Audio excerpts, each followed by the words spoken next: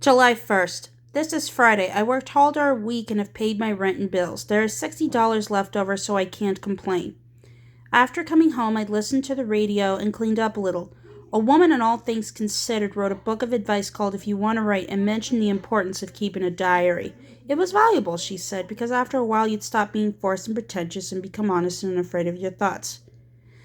All week, Dean and I have been talking about school. A graduate program for him and undergrad for me.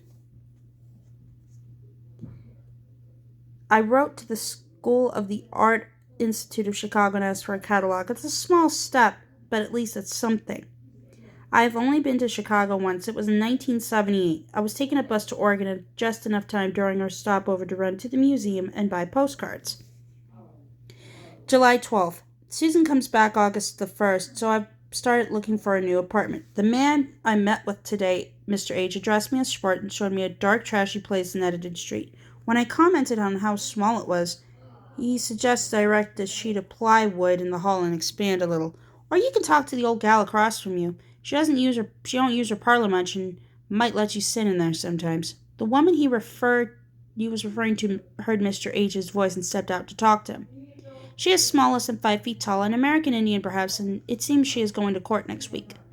I'm just worried my previous felony might be held against me.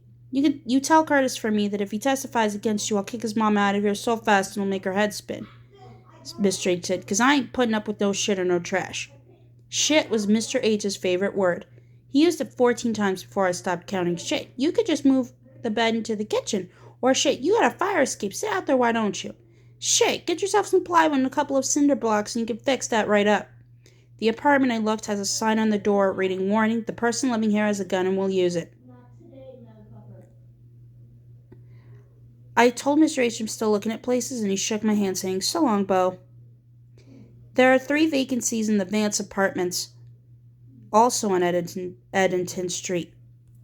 I noticed the empty windows and called the realtor for an appointment. Only weird gay people, old ladies, and drunks live at the Vance.